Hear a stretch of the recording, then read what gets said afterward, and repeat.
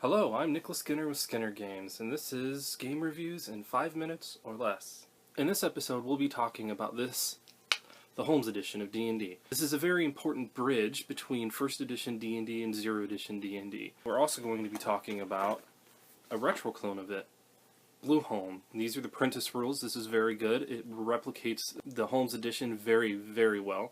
And we'll also be talking about the expanded version of Blueholme. Now this takes the Holmes version of D&D up to level 20 and does a lot of really cool stuff. In this version of the game, when we're talking about leveling and classes and things, the races are actually separate classes, which is kind of new for players who aren't used to that if they picked up playing D&D in the 3rd edition era or now play in 5th edition.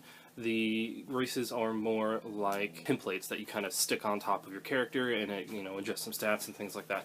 Not so. So when you level up in elf. You level up in dwarf, not as a fighting human, which is its own thing.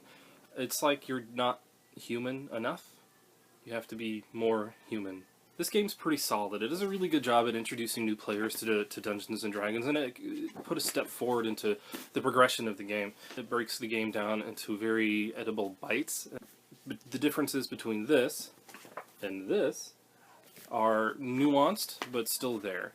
For instance, spell levels. In the Holmes edition of Dungeons & Dragons, spell levels actually go up to level 3, I believe, and in Blueholme they only go up to level 2.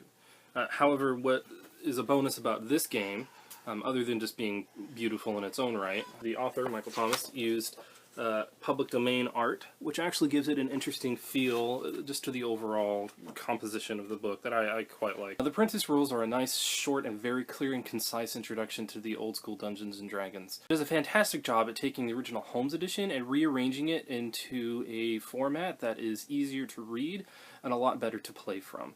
Now, the Holmes edition of the book isn't terrible, but I think that Michael Thomas, the author of this, did a really good job on making it easier for people to really play with.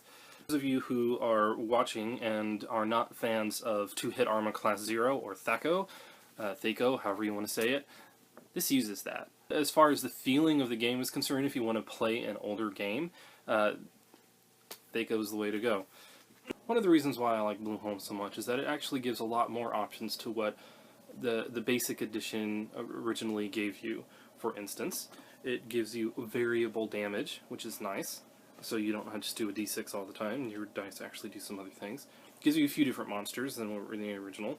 It gives you everything you need to play a short dungeon, and honestly, you could get years and years of play out of just the 3 levels, depending on, of course, how you run your games. As much as I like Blueholme, it falls into some of the same pitfalls as the original Holmes edition of the game. For instance, the attributes. Strength still doesn't really matter that much, just to get you into other classes and to be able to use certain things. You don't get a bonus to hit or damage or anything like that. However, you could easily incorporate that into the game. And even though strength doesn't even matter as far as damage and hitting is concerned, fighters who have a high strength still get an experience bonus, like some of the older editions of D&D did. When you had high statistics, you got an experience bonus for that if it was your prime attribute, which is what it is for fighters. Next month we'll be playing Blueholme. We'll be using the Prentice rules to show you kind of how the game plays itself.